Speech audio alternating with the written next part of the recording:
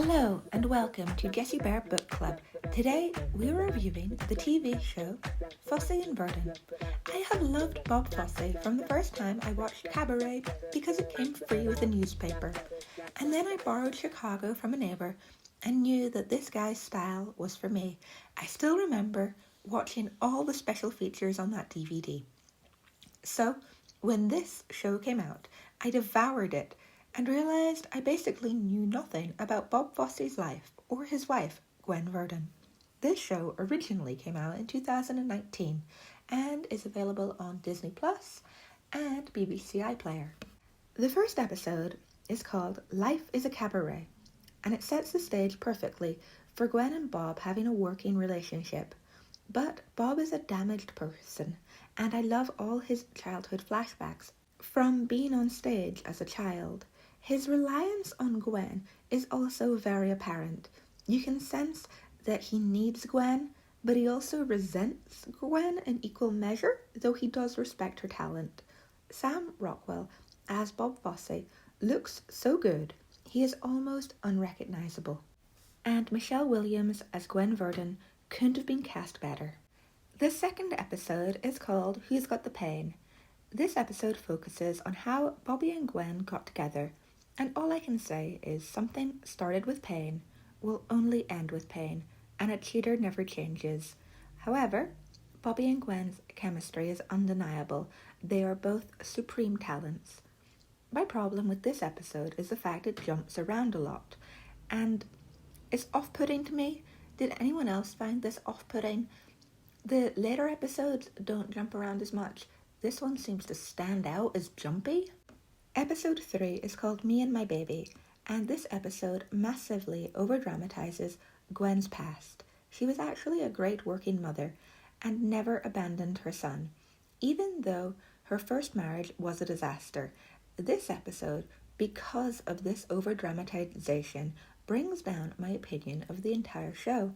There was actually a great documentary about Gwen Verdon on BBC iPlayer in 2019, right after the show came out, which clears this whole story up. I was going to leave the link below, but now I can't find it anywhere. I think it was just called Verdon. The fourth episode is called Glory, and Bob Fosse isn't just a damaged man. He is an incredibly selfish and complete user of people, but he somehow gets respect because he's talented and charming. Isn't this true the world over? The bit where Bob is so out of it, he tries to get into bed with Gwen after they've been broken up, and it's dark, and Gwen's new boyfriend punches him in the face is so funny. And the closing scene of Bob Fosse in the mental hospital, all I could think is, you deserve that. You've done that to yourself. Hurt people, but that's still never an excuse for bad actions.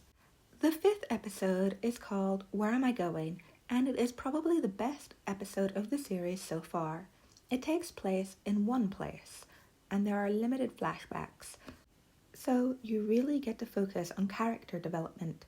You see Gwen being needy for the first time and manipulative, as well as lashing out at Bobby and his new girlfriend Annie, and it's so human. I just loved it. Bobby is obviously a workaholic, and his lies about being in the loony bin were very funny.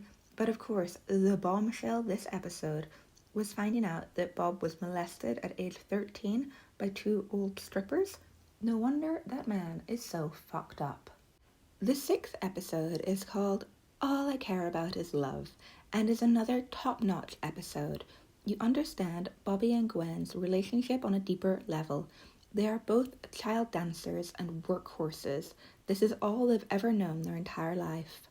Watching Bob Fosse have a heart attack was hard because I had a heart attack-like event not so long ago, and I was very much like him. I kept ignoring all the warning signs, and things just got worse and worse. Bob's stand-up was funny and sad in equal measure. It's a good look inside his head, and I loved how those scenes were shot in black and white, because sometimes when we look back at our past and we self-analyze, we see things as very black and white, with little grey in between. It was either a good event or a bad event. So I thought that was perfect. Great creative choice. Bob Fosse would have been proud. Episode 7 is called Nowadays, and definitely the episodes in this miniseries get better as they go along, or maybe I just love Chicago, but this episode is so musical and brilliant. I loved Gwen's speech about wanting her song at the end of Chicago, and one phone call and you are gone. What a line. And she's holding that penny. Oh, it's so good.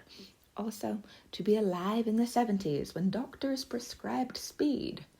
How far the world has come. The big finale is called Providence, and in this final episode, Bob's selfishness, like all addicts, is on full display. He ruined his life with the woman he loved because he couldn't keep his dick in his pants. Bob and Nicole's relationship, when they live together, is strangely touching to me. I see similarities of me and my own father when we live together. However, Bob uses Nicole the same way he uses everybody in his life, and he hurts her deeply by taking a private moment and putting it on full display in his film. His death is sad though, and despite his actions, you can see how much he truly loved and admired Gwen Verdon. I give this show 7 out of 10, and IMDb gives it 7.9 out of 10. It's a great show, but maybe it could have done with being longer and using less flashbacks. We could have simply had episodes set earlier in the timeline instead of 500 flashbacks that kind of took me out of the story sometimes. But that's my review of Fosse and Verdon. Let me know what you think in the comments below, and give this video a like because that helps out the channel. You can also subscribe. I'm thinking of making more videos reviewing miniseries. I did The Divine Feud, Betty and Joan Feud. It's just called Feud. I read the book, so I'm calling it The Divine Feud in my head because I just finished the book. But I did Feud. I'm doing this. I think I'm going to review Hatfield and McCoy's the miniseries because that's really good. I've watched that 3 times, but it's been like 10 years since I watched it. So I think I'm going to watch that again. Okay. Bye. See you guys next time.